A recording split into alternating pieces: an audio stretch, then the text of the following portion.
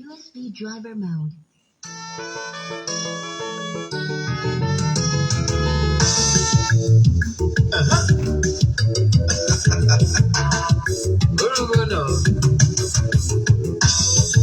A na-ebulukwa mmadụ elu ọmụma onye mee nke ọma ebulie ya elu si ya jide ka o ji na-aga n'ihu biko ka anyị gbakọ kịta wee bere Eze-Ana Eze-Ana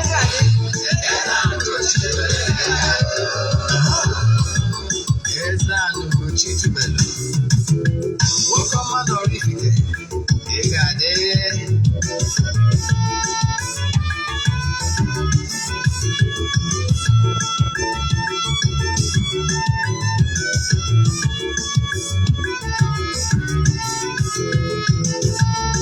ọdịnala bụ eziokwu ọdịnala bụ ụzọ ndụ ịma na o nwere olu na-eti mkpu na-asị ụmụ Igbo chigharịa ụmụ Igbo chigharịa kwa mbọsị ọ na-eti n'ụtụtụ n'abalị ọ nọ na nkụzi Eze-Ana Eze-Ana Ugochi tubelu onye ọma na oraifite onye mgbasa ozi ọma ọdịnala gaba n'ihu Eze-Ana Ugochi tubelu onye malite ọnụ ọdịnala bụ ụzọ ndụ gaba n'ihu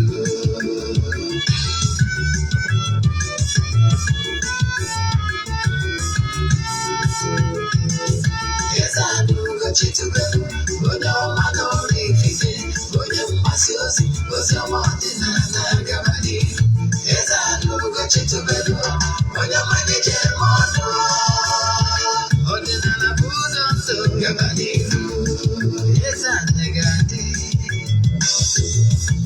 Ugochi tubelu ga-adị Ugochi tubelu tempụl ọ ya adị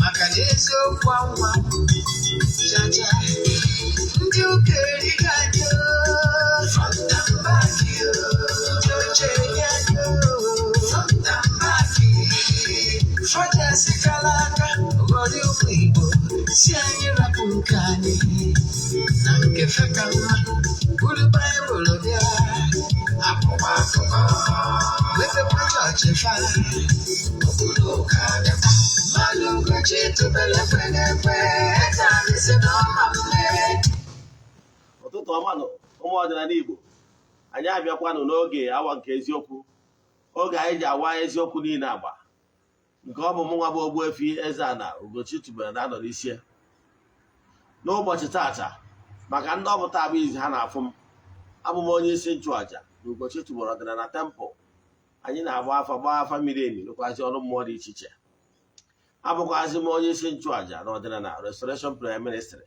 bụrụkwazi onye mgbasa ozi ọdịnala Igbo so you can call me an ọdịnala evangelist. I will answer.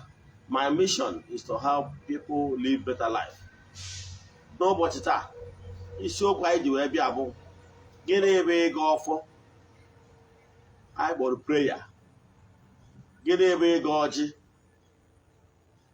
and ihe ndị ọzọ niile ị kwesịrị ịma gbasara igo-ofo igo-oji nzu edo na ihe ndị ọzọ in Igbo spirituality ọ ihe ji bịa onye nwa bụ ihe anyị ji bịa n'ụbọchị taa wee na-akpọkụ unu si unu bịa sonyere anyị n'oge awa ka anyị gabazie n'iru na nkụzi nji wee bịa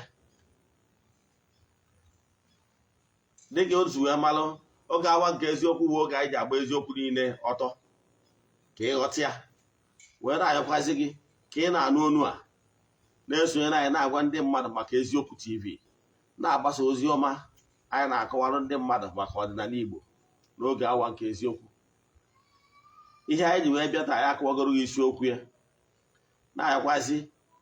na-ayọkwazi na-aga ọfọ n'isi ndị niile bụ ndị enyi anyị ndị friends of the temple, children of the temple, our fans and followers all over the world na ndị niile fụrụ eziokwu TV n'anya a sị na ọmaka ga-emere ụnụ n'aha Chukwu okike nke pụrụ ime ihe niile. Anyị na-ekwukwa na-ama ọkwa sị na aja anyị na-achụ kwa ọnwa nke ọnwa Julaị ka na-aga n'iru. Yes, nke ọnwa Julaị ka na-aga n'iru. Ndị na-esonye na ya bụ aja mbuli elu amarịgo ka esi eme ya, mana maka gị gbabụ onye ọfụ ihe chọọ isonye na aja nke ọnwa Ọgọst, ndị mmadụ ebukuwego nke ọnwa Ọgọst. Ịchọọ isonye na ya, ihe ị ga-eme ọ ga-ebido n'Ọgọst 1, meaning na ị nwere from now till July ending irejista. Etu esi eme ya bụ ị ga-afọwọdụ ya 3 prayer request. Then you make donation token to the account number.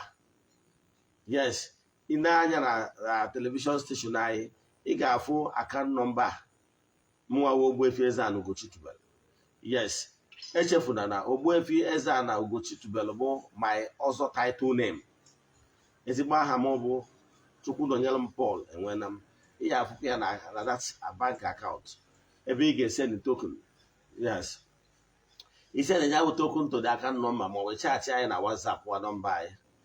Ịchaatị anyị na WhatsApp nọmba anyị ka anyị nwee ike bukwuo gị, tinye gị na ndị a ga-present their prayer request to the entities of powers throughout the month of August. Yes, my WhatsApp number ị ga-send message at bụ 0813 8243 871. I repeat, 0813 8243 871. Then aja abụ aja mbuli elu, aja pụta ihe, aja esigo na ebuli ọtụtụ ndị mmadụ elu. Yes, nke ọzọ bụ na all our Nollywood movies belongs to Ugochi tubelu movie productions. If for any reason you want to show any of them on your channel, you contact me. We need partners, but we are adverts and what have you. He send message to us. Onwe ndị na-partner with us n'ụdị dị iche iche. Then ka anyị gaba n'iru na nkụzi anyị ji bịa. Nkụzi anyị ji bịa tata ga-abụ n'onu Igbo. Yes, ihe anyị chọrọ ka ọ bụrụ n'onu Igbo bụ na nọọ ndị Igbo na-awa ọjị. Ndị Igbo bụ ndị na-akwanyere ọjị ugwu. Achọ ka anyị kọwara ndị mmadụ ihe ịwa ọjị ma ọ bụ ịga ọjị pụtara n'ala Igbo. Tata ị ga-ama ihe niile ị kwesịrị ịma gbasara ịwa ọjị. Anyị ga-akọwa ya nke ọma, ihe gbasara ịga ọfọ, ihe ọ pụtara. Anyị wee kwụsị gịnị bụ ịga ọfọ. Ịma na ndị ụka erigo ndị be anyị, rie ndị be anyị front and back, to the extent na ndị anyarị bịara be anyị bịara kọtọ ihe niile gbasara ala Igbo, napụ anyị ihe anyị ji wee dị ebube, demonize ya ihe niile gbasara anyị, promotuo nke ha ka anyị wee bụrụ oru wee nye ha mgbe ebighị ebi. Mana ọ ma eme, ha bịara kọtọ ihe niile gbasara anyị. Bifo ndị anyarị abịa, ndị Igbo na-ekpe ekpere, anyị na-eto Chukwu okike. Chukwu okike pụrụ ime ihe niile, onye abụchi ndị Igbo na-efe. Hapụzikwarị dịka ọ dị n'okpukpere niile, n'usoro okpukpere niile ọbụla a ga-enwerịrị ndị bụ ata ga-apụ n'ime ọka. Mana ana m achọ ịgwa gị na agwa iko ndị niile abụ ata pụrụ n'ime ọka ama eji maka ajọ agwa ha wee kwutọọ ọdịnala Igbo. Na ọdịnala Igbo dịrị onwe ya nsọ. Onwe mpụ na ọtọ na onye ọbụla hidere under the umbrella of ọdịnala Igbo wee mee mpụ, ọ n'isi onye anwa ka ọ ga-ada. Yes, ọdịnala Igbo dịrị onwe ya nsọ. Achọrọ m ka m kọwara na ọtụtụ ihe mere ụnụ bụ na ọtụtụ ndị mmadụ enwere opportunity ịghọta ihe gbasara ọdịnala Igbo. So maka ihe ọ dị izi idemonize ya. Ka m kọwara ihe mara. Ndị anyarị matara na ndị Igbo abụrụ ndị na-ekipụ documentation. So n'ihe ndị Igbo si pass information from mouth to mouth, si n'aka nna wee baa n'aka nwa. So what did they do? They now plan their plan, they marshal their plan in the sense na ha ga-severe that relationship, cordial relationship that is between the father and the son. So therefore, ka a ghara inwezi enough time and cordial relationship for the father to pass vital information to the sun. So what did they do?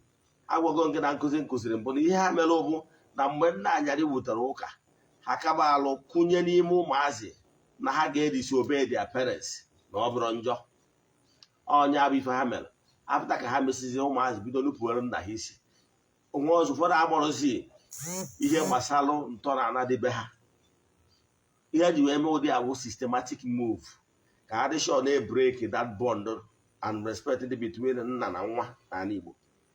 Mana ihe a chọrọ ka anyị kọwalụ gị bụ na ha mụ abịazie bidozie na ụmụazị na skuulu na brokozari na apa kụzibere ụmụazị ifolo ụzọ ha. Then they believe in catch them young. Maka ihe na ụmụazị a na-akụzikwa anụ enwero nghọta. Ọdịnala Igbo enwero class, enwero children class. Ịghọtara ya? Ebe alụsi ime Igbo bụ na ọdịnala Igbo enwero children class ebe a na-akụziri ụmụazị bido na nwa ihe ndị Igbo ji dị ebube, ihe ha kwesịrị ime. Ọnya ka obi ji adị m aṅụrị nlota Ghanaian religion ndị ụka ọdịnala, African traditional religion, otherwise known as Ghanaian religion. Then obi a na-atọ m ụtọ maka ya bụ ọha bụ ndị they took it upon themselves ịfụ na-ebido na nwa na-akụziri nwatakịrị maka ụzọ ọdịnala Igbo o tolite ka ọ ghara ịhapụ ya aka. Na Ghanaian religion enwelu classes, children classes. Ị nọ na Lagos, ị nọ na Lagos enwere na Masa enwere Olile. Ị nọ na Aba side enwere I think Ogbuefi Eze-Ana. Yes, enwere Ogbuefi Eze-Ana. Ịkọta Ekpene road ọ dị dia. Then ọ bụrụ na ị na Abuja jebe na Chapi opposite Ukraine embassy. Yes, ebe anwa enwere Ghanaian religion. Ị nọ na Mararaba outskirts of Abuja, Nasarawa State, ije ebe ahụ enwere ya. Ọzọ na Nnewi ọ dị na Nnewi, ọzọ bụrụ ọ dị na oraifite. Then ọ na-egbazi Igbo ukwu ha, Isuọfịa ha, ekwuru mmiri ha,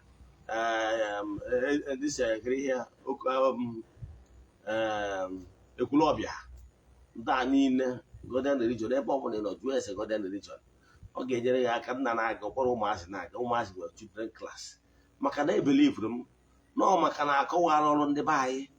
Ụfọdụ ndị be anyị amatọrọ masịrị ọdịnala mere eji wee bịa rie ha. So ndị anyarị bịazie gwa ha ha ji emebi ọfọ nna ha ụdị emebi ya. Agwọ eje kwatuo obi ndị iche onye kwatuo maka na akọwara ọrịa. Agwọ ya na ọdịnala Igbo wu demon ka a na-worship okwelu maka na akọwara ọrịa. Ọ matọrọ na ọdịnala Igbo nwere obu nwee mfụ. Ọ ghọtara ọdịnala Igbo na-ekpe ekpere. Ya ka m bịa ka nkọwara ụnụ n'ụbọchị taata eji m ọjị bịa mma akọwara ụnụ ihe ụnụ amaghị. Before ndị anyarị abịa, ndị Igbo na-ekpe ekpere, ndị Igbo na-eto Chukwu, ndị Igbo na-efekwazi Chukwu okike nke pụrụ ime ihe niile. Ka nkọwara gị ihe mara ihe m na-achọ ịkọwara gị bụ na gịnị bụ ọdịnala Igbo. Ọdịnala Igbo kwenyere n'aha Chukwu okike nke pụrụ ime ihe niile. Ọnya ka anyị ji kpọọ ya Chukwu okike ma ọ bụ Chineke. Ọdịnala Igbo na-ekpe ekpere nke ọma. Gịnị bụ ekpere? Gịnị bụ ịgọ ọfọ? Gịnị bụ ịgọ mmụọ? Ọtụtụ ndị mmadụ ha gbanwee kpọwa anyị ndị ọgọ mmụọ. Nwee na-ajụ onye bụ mmụọ. Mgbe anyị na-eje katikiziri ndị ụka ọbịa sịrị anyị wee sị anyị na Chukwu bụ mmụọ na ọ bụ ọkasị akasị, onye jiri aka ebe ị na onwe ya, na-enwere isi mbido, na-enwere isi njedebe, bụrụzi onye okike osebụlụ ụwa nke ihe niile. Achọrọ nka nsị n'ihe a ịma wee mmalụ ga-atụ ihe mara. Ịfụna na Chukwu okike bụ ọgbụgbe bụ mgbuba, onye nwere mbido onwere njedebe, yanwa ji aka edịrị n'onwe ya na onye abụchi nke ukwu a. Anya ya anyị na-ekwu okwu ya, ndị ọdịnala Igbo na-efekwasị. Mgbe na-akọwara gị na chi nke ukwu a na ọ bụ nya ka ọdịnala Igbo na-ekpelụ, mana ọ maka na akọwara ọrụ gị ewee demonize ọdịnala Igbo wee kwelụ. Gịnị ewe ikpe ekpere? Gịnị ewe ịgọ ọfọ? Gịnị ewe ịgọ mmụọ? Ịghọta gị onye bụ ịgọ mmụọ. Ịgọ mmụọ bụ agwara anyị na akwụkwọ katikizis na Chukwu bụ mmụọ. So onye na-ekpere ya bụ Chukwu, na-worship ya bụ Chukwu, ọ ma na onye agwụ onye ọgọ mmụọ maka na onye anwa na-agọdoru ya bụ Chukwu anwa bụ mmụọ. ịghọtara ya ọ Chukwu bụ mmụọ bụ nka mmụọ so ọdịnala Igbo na-efe mmụọ yes so you can call me onye ọgọ mmụọ number one. I'm proud ịbụ onye na-efe Chineke maka onye ọgọ mmụọ simple means onye na-efe Chineke onye na-worship Chineke onye abụ onye ọgọ mmụọ. So gịnị ka m chọrọ ịkọwara gị bụ na ndị Igbo na-ekpebe uri ekpere before ndị ụka ọbịa abịa. O nwere ihe ọma ha, o nwere ofu ihe ọfụ ha kụziri anyị. Maka ntị ka m kọwara gị ọnwụ na ịmara na ịga ọjị ikpe ekpere. Gịnị bụ prayer? Before ha abịa anyị na-ekpe ekpere. Yes, asụsụ ka asụwarị. Ịgbọrọ ịga ọfọ, gbọrọ ikpe ekpere, ofu ihe a ka o mere. Yes, ịga ọfọ bụ ikwubi okwu, jide ọfọ na ogu. Ọnya bụ ịga ọfọ. Maka na ọfọ ka ọ ga-abụ ikwubicha okwu itidi ọfọ n'aha Chukwu Okike nke pụrụ ime ihe niile, onye ike niile si n'aka ya bịa. Ịghọtara ya? Kee ka ndị Igbo si aga ọfọ. Chukwu Okike gọzielu ndị Igbo gọzibiga anyị oke nke na-enyere anyị ihe anyị ga-eji n'aka were na-akpọku mmụọ ha na-aga ntị maka na enwere mkpụrụ osisi na-atrati fevọ na ihe ndị ọzọ. Ndị Igbo na-atụ ilu si na-ejide ọjị n'aka kwa ụkwara ndị mmụọ ege ntị maka na ijidego ife ya na-eji n'aka wee na-agwa ha okwu. Ndị Igbo bụ mba dị nsọ, ndị Chineke họpụtara onwe ha. Obi na-atọ m ụtọ ịda mba onye Igbo. Onye gụrụ egwu sịrị na ana m enwe aṅụrị maka na mbụ onye Igbo. Ekelere m Flavour na ya bụ egwu mana ana m achọ ịgwa na m na-enwe nnukwu aṅụrị na mba onye Igbo. Ọ bụrụ na ị na-enwe aṅụrị n'iwe onye Igbo ma ọ na ịghọtara how things work. Igbo bụ mba dị nsọ enyere ihe niile. Onye Igbo ọbụla furu ọhịa bụ ya mere onwe ya. Anyị na-eweta ọjị maka na enwere anyị kwenyere na enwere mkpụrụ osisi dị iche iche na-ata mmụọ. Akọwagoro ngịna o nwere ndajelu nke Chukwu a na-akpọ herbs akpọrọ elemental beings. Elemental beings ọ ha na-eme ka trees and flower na ihe ome niile na-eto. All those herbs ị na-afụ bụ elemental beings. Ị nwere ike ịnọkọta mana dị ụtọ na nwere anya nke ime mmụọ ịnọgide na-afụ ihe dịka butterfly ka ha na-eje to some flowers ka ha na-eje to some flowers ha na-eje to those flowers then those flowers ahụ ha na-eje to them. Ifu ka ha o nwere some sweet aroma na-esi na those flowers apụta. Ọlụ ha bụ ide wụta ihe from flower nke anyị tinye na flower nke ọzọ si na nke wụta. There is continuous movement among the elemental beings. So o nwere mkpụrụ osisi, o nwere osisi a na-akpọ frankincense na anyị fụ na-azụ osisi and gum sienu. Ndị ụka Rom na-eyuzukwu ya ịlighten ya up. Ha kwenyere na frankincense a na-akpọta ndị mmụọ ọma, good spirit, na-achụpụ ndị ọjọọ.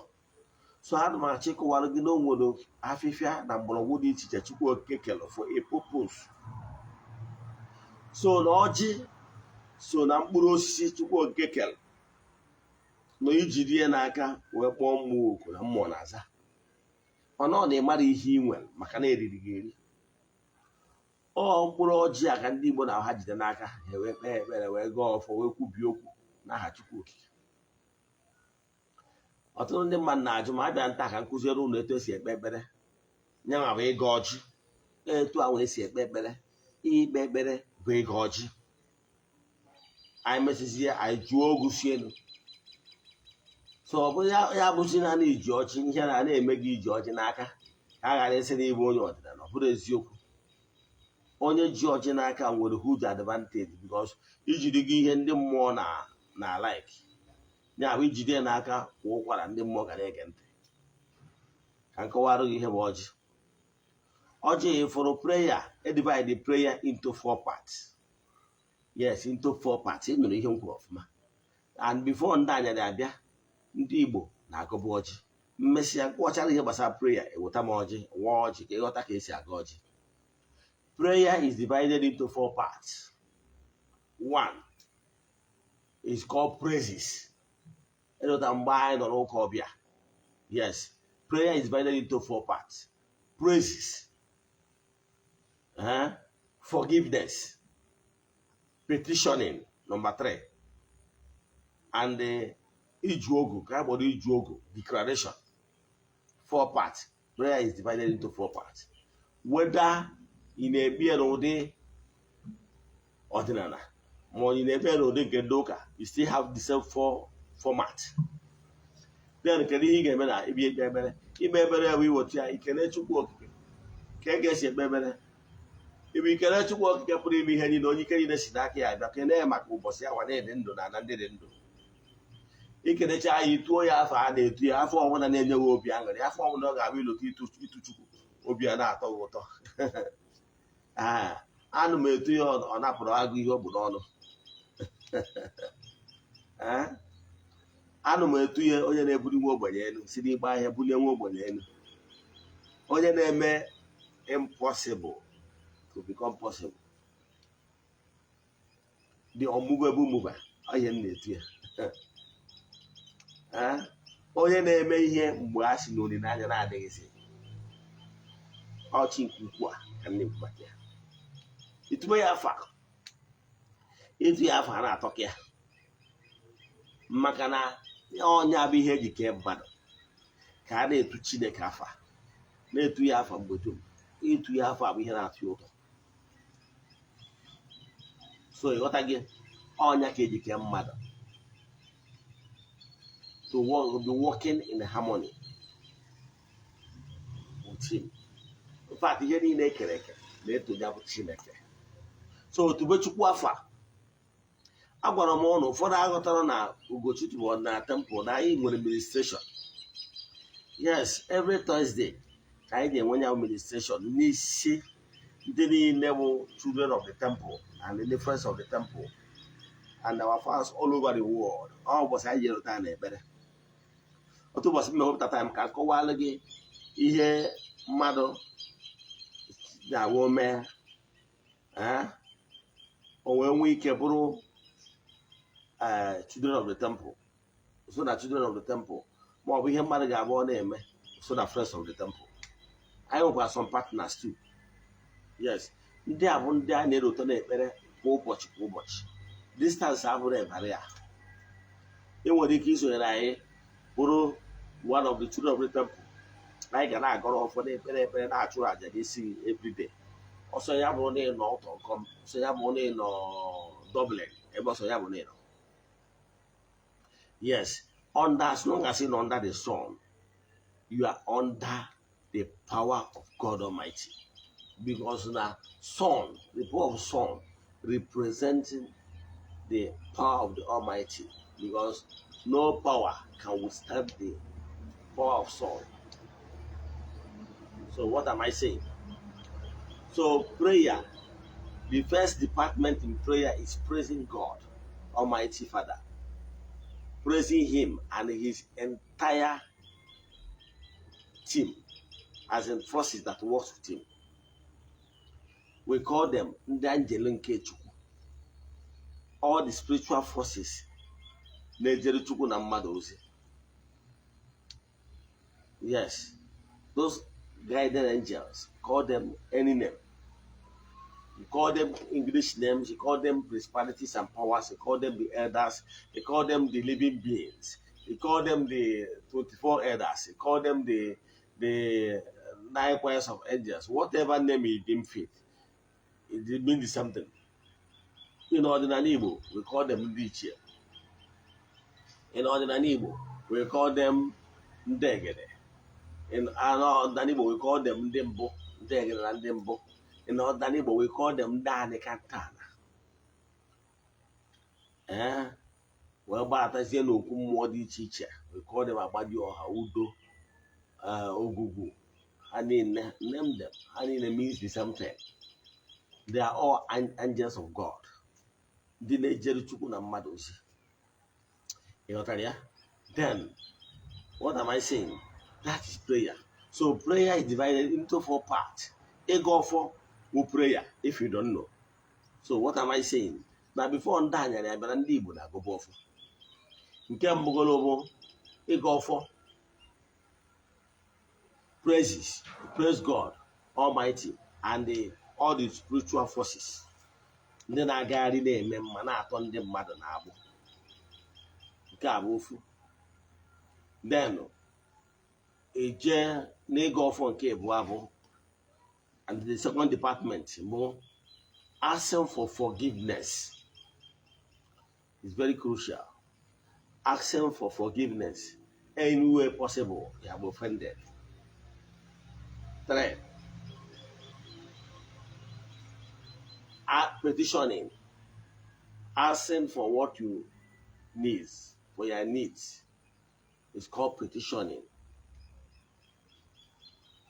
Now, nke nọzi the final one is iju ogu.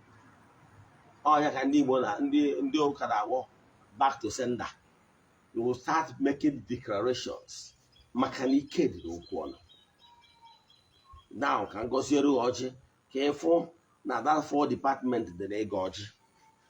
In fact, ndị anya ebutere anyị ụka, they learned that particular format from our igo-oji and took it to their place, refined it in their own way, and brought it back as if they are the one that gave us how to pray. After all, what Jesus asked them when they asked him, one of the disciples asked him, you should teach them how to pray. What he told them is, our Father. Na here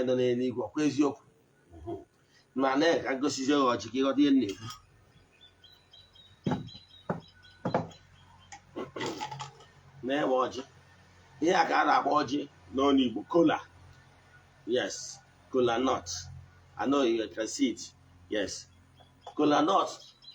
The size of Kola nut does not really count. Does not really matter. What matter is that the Kola nut will have lobes. Yes, okay, we can see like this one I'm holding now has 4 lobes. Yeah, representing 4 cardinal points.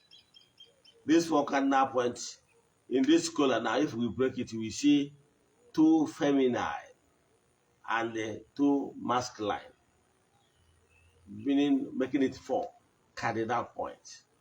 Like I said the other day, we have 4 cardinal elements, cardinal points. Once name with elements, they attached to these 4 cardinal points. Now, we're looking at the sun representing the Eke. Yes, is masculine. We're going next to it about Orie. Now, Orie is feminine. Now, we're working now for put the air. Yes. Now, about masculine.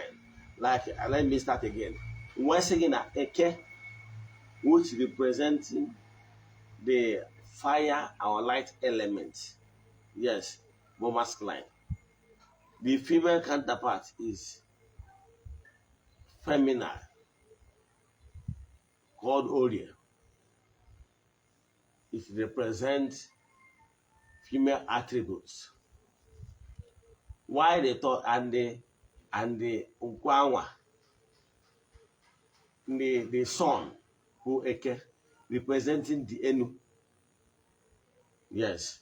Why the Orie is masculine, representing the water. Then why the air, representing the masculine, is Orie. And while the another feminine and the Afro is masculine, like I said, the air. Now, the last one is called Afro. Like him, I'm going to Afro the early beings, the salamanders. Now, why the Ukwo is the mother earth, or the mother, or feminine. So Anna, Bonko, and the Umiri, or feminine. Why the sun, bo ndenu, and the air, ukandenu bo woke. Yes, they radiate masculine radiation. So when so Oji I from I may break. Later I will break this collar for you to see its 4 lobes, 2 feminine, 2 masculine. Now, this collar you are seeing can be of various lobes in numbers. Like there is one we can see without having any lobe at all. We call it Oji Obi, because it doesn't talk. But these ones with numbers of lobes, talks in their own way. But if you don't know, you don't know. Now, the one that doesn't have lobes is called Oji already yalo. But I did you understand? Because it's not progressive. Yes, it's negative. For that reason, people will not use it for spiritual work unless on certain work to kill something. Now, there is another one that has 2 lobes. These 2 lobes, you can have carried Oji Goro. Oji Bade Abakare, and very rare before Oji Bade Bois. Oji Bade Bois, they are Takuyata. Ihe ọbụbụ ọ na-akpọ ya Oji-ana. Ịwa ya ọgbọ ya bụ anyị gasara ya enwe ebe ị dọrọ ana na ngwurube ị gasara ha ya. O nwere ọjị na-agba ịtọ a na-akpọ ọjị ikenga. Ọjị ikenga. Ọjị ikenga abụrụ mmadụ niile na-ata ọjị ikenga. For many reasons, I will not start stating now. Mana anyị nwa bụ uru amechi na ezumere na oraifite. Anyị na-ata agụ. Anyị na-ata ọjị gbara ịtọ maka na anyị bụ ikenga, maka ihi na anyị na-ehi agụ. For that reason, anyị na-ata ọjị gbara ịtọ. Yes, ịbịa bụ nwere ike ịwa ọjị gbara ịtọ ịta. Ọ bụrụ na ndị bụ na-atị ya, mana majority ya na-agbara ya ọsọ. So ọ bụrụ ya, ọjị gbara ịtọ na-agba oke. Yes, enwere isi ịkpata ụfọdụ a na-atị ọ gbara oke, ọ gbara one side, ọ balance like oke na nwunye. Then enwere ọjị gbara ịnọ bụ ụba. Ọjị gbara ịnọ gbara ọfụma efe na anụ ụbọchị na anọ. Mana enwere ọjị a na-akpọ ọjị ụba. Ọjị ọbụla gbara 5, gbara 6, gbara 7 wee gbagowezie bụ ọjị gbara ụba. Yes, ọ gwara ihe ejikwa ya emekwa. Achọghị ime ihe gbasara ụba, multiplication. So n'ọjị a gbara ịnọ nwoke na ọgbara ọfụma, mana ọ gbakarị ịnọ ọ bụrụgo multiplication. So ọjị a kịta ngọcha ọfọ agwa m ọjị ọtị ya na-ekwu. Ọ bụrụ na eweta ọjị bụ ihe oke n'ala Igbo, ihe a ga-eme ewe ụmụ nwoke nọ ebe anwa ewere ọjị sịa lekwa na ọjị onye abịa ewetara ọjị iji wee sị ụnụ nnọọ. Offering Kola shows that you have good heart. Yes, you can offer Kola to your human fellows, or you can break Kola, offer Kola to your spiritual forces, and they can now ask them whatever is their dream. Eweta ọjị asị na o wetara ọjị wetara ndụ onye bụ ọjị na aka ya gosi ya ndị niile bịa n'ụlọ si ya ndịkwa na ọjị wetara na ndụ anyị niile ga-adịsị. Wetara bife obido na-ekpe ekpere dị na ya. Ekpere dị na ya ọ ya ekpe weta ọjị ọsọrọ na ọ na-afụgo na ọjị ewetara na ọ bụrụ anya ya ka anya ụnụ niile. O wee sị na ndụ ụnụ ya adị, ndụ nwoke, ndụ nwaanyị, ndụ onye obere ọba, ndụ nnukwu onye nnukwu ọba. Nwoke ga-adị, nwaanyị ga-adị. O wee kere Chukwu Okike nke pụrụ ime ihe niile si Chukwu Okike na-ekene gị o, ndị nna nna anyị ha mmụọ niile kọbara anyị nọ na anyị na-ekene ụnụ. Mgbe niile ọ na-enye praises, ihe a bụ praises ka ọ na-enye to entities of powers na ndị njenye ndị na-ejere Chukwu na mmadụ ozi. Onye cha praises ya o wee yọsị na anyị bụ nwata na-asa ahụ na afọ n'afọ. Ebe ọ bụla anyị si mejọ dosi gbaalụ. Ebe ọ bụla esi mejọ anyị si gbaalụ. Onye ogodo mgbaalụ niile ayọcha. Ihe ọzọ ọ ga-emesi ewu obido petitioning weta ọjị ha bụ ọjị. O wee debe ọjị wee sị Chukwu okike pụrụ ime ihe niile, onye ike niile si n'aka ya bịa, na-ekene gị n'ụbọchị taa, wee na-ayọkwazi gị mee ka ife ọma dị na elu ka ọ dara anyị na ọdịnala ya pụrụ anyị ome, ka imekwazi ka ụmụ nwa dị ya n'anya ndị na-ana mmadụ ka ha nụta ife ọma, ka feba bịara ha, ka mbụ n'elu bịara ha. Ọgụwakwa ọfọ wee sị na ọnwụ na ụmụ nwa dị ya na ewesị na ụmụ nwa dị ya n'anya bịaranụ ife ọma ya emerefa, na ha ga-ejere obodo, na ha ga-ana n'obodo, na ha ga-eweta ihe ọma dị na mba were ata n'ụlọ, na ọkwa na-akụ n'ụlọ ekwu onye kparịa nụ. Ha ga-ebido gọwa ọfọ dị iche iche na-ekpe ebere ihe ha na-eme ka a na-abụ ikpe ekpere, weda ma ịkpọrọ ego ọfọ ma ọ ịkpọrọ ihe ikpe ekpere ma mfe ihe a ka ọ bụ. Mgbe ọ bịara ịwaje Chukwu okike ihe bụ mba ya niile bụ ụwa, nyọchaa ya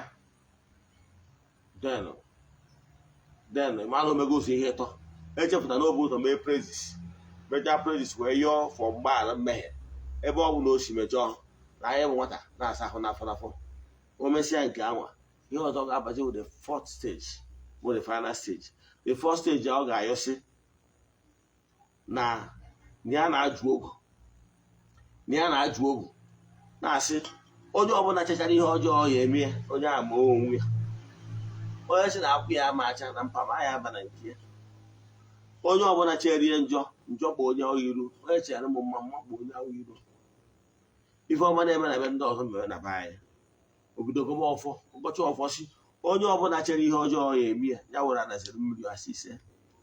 Onye ọbụla sị ka ya nwụọ, onye anwụọ ka ya jee akwụ ya.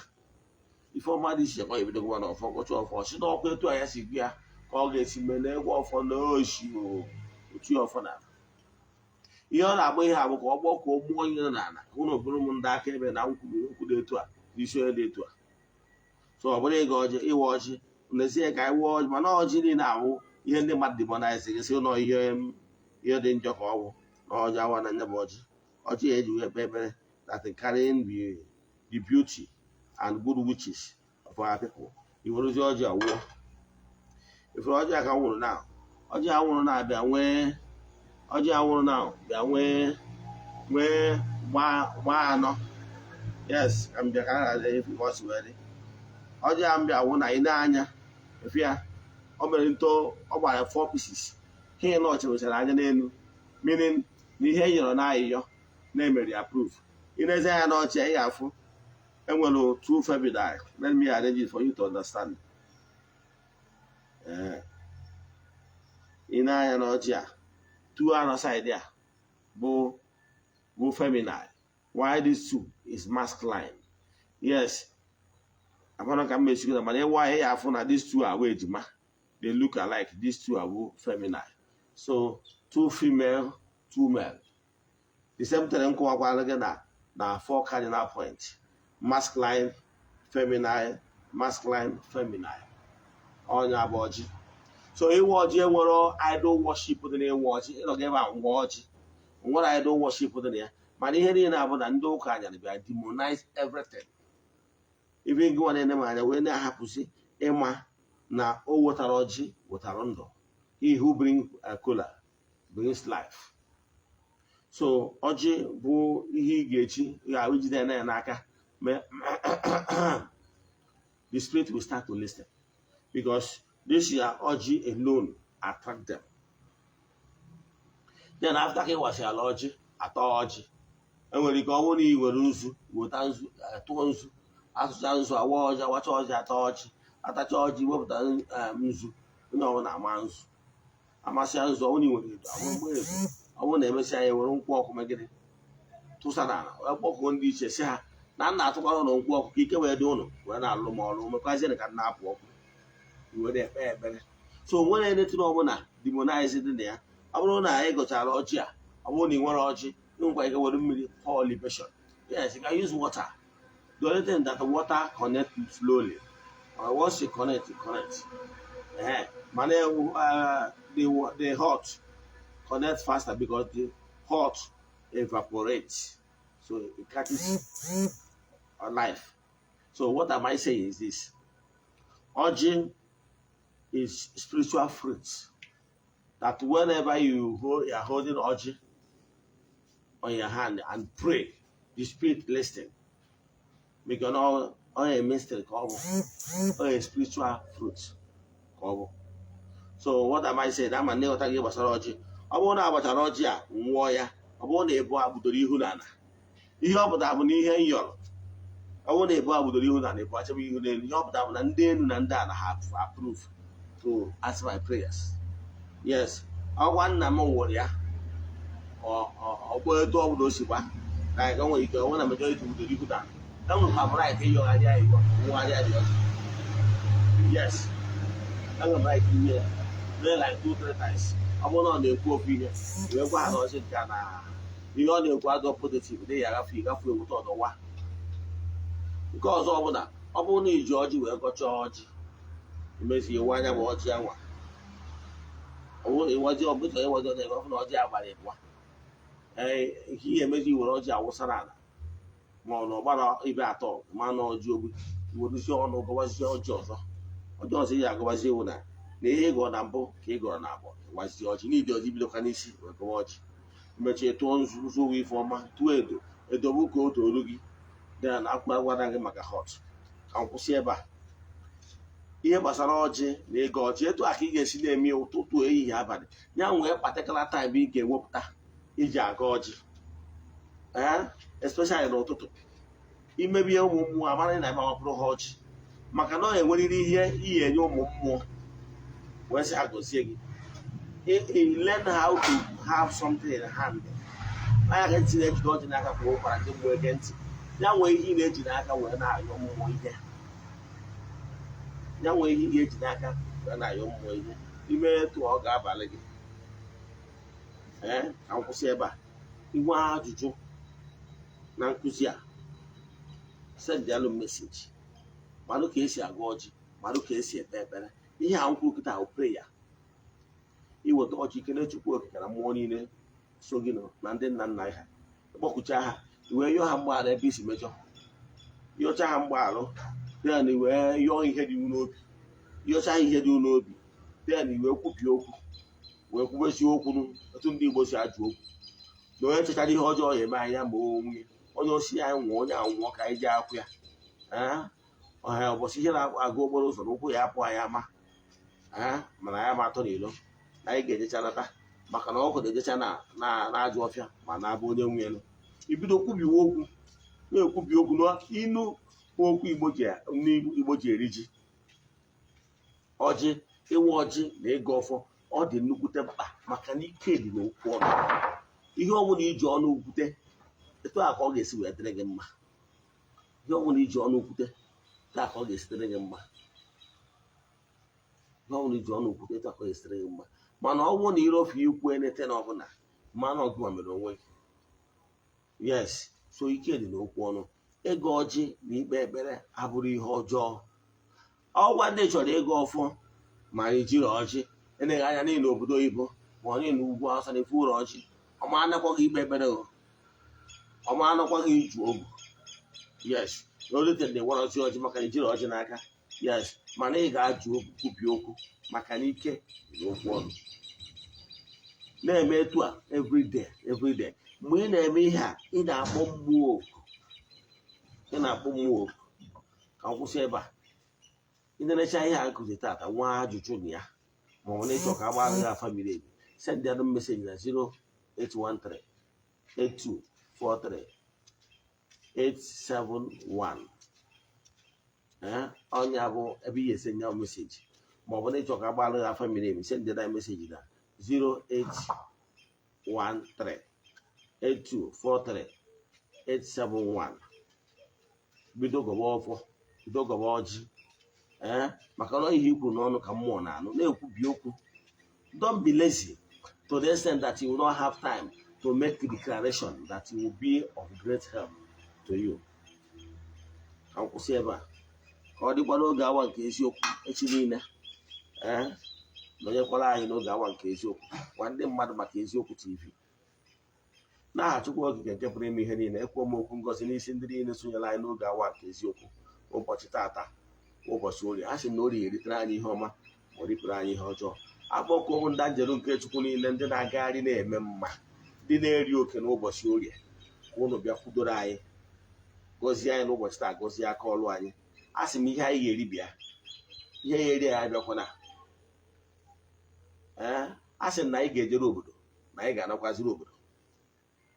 A sị na ife ọma dị n'elu na ọ ga-adara anyị n'ala ọdịnala na ọ ga-eburu anyị omekwu ọ were anya ha wee fụ. A sị m na akakaka anyị agba anyị na jijiji anyị ama anyị. A sị m na ilo na asị na-egwu ala ụfọdụ ogwu nwere mkpochi. A sị na ụbọchị ihe na-aga okporo ụzọ na ụkwụ anyị apụ anya mana ọ pụgoro anya mana anyị ejecha na maka na ụkọ na-akpacha na aja ọfịa ma na-abụ onye nwe ya. A sị m osisi fere anyị na-atụ ufe na ufere ga-agbapụ ya ọnụ. A sị m onye si na akwụ anyị amacha na mpama ya abara nke ya. Onye fụrụ anyị lụta nwa ya nwụrụ anwụ sị gị ihe mere nwa ya nwụrụ anwụ mee anyị. A sị m na nwa ya ọzọ ya anwụ. A sị na ọmaka ga-emere anyị niile. A sị m na ilo na-asị na-egwu ana ụfọ na ogwu enwere mkpochi. A sị na anyị ga-ejere obodo na-ada obodo na ife anyị eme anyị maka na nche a na-eme odogwu. A sị na onye si ihe anyị nọrọ anyị n'ọgba onye a na ndụ. Onye si ife anyị ji wee dịrị anyị tigbo onye a na ndụ maka na ejiri ọnwa adịba eme mgbọrọgwụ. A sị na ọmaka ya emere anyị n'aha Chukwu Okike nke pụrụ ime ihe niile onye ike niile si n'aka ya bịa. Ise ana m agwa gị ị na-aga ọfọ na-akpọku na-ekwubi okwu n'aha Chukwu Okike nke pụrụ ime ihe niile maka na ike dị n'aha. Esigo n'aka ike dị n'afọ a wee tọọ ndị mmadụ na-abụ maka na o nwere ike ọbụla ya na Chukwu Okike na-ama aka. O nwere aha ọbụla ma ọ bụ mmụọ ọbụla na-arụ negative work wee bow. Ndị na-arụ positive work ha ga-eguzoro maka na ndị a na-arụ n'aha Chukwu Okike. Yes, mana ndị niile na-arụ negative work must bow. I know one Cameroonian one I know for Onitsha. This one don't, even it don't born grown up people now. He build house, see, he build house for the wife side.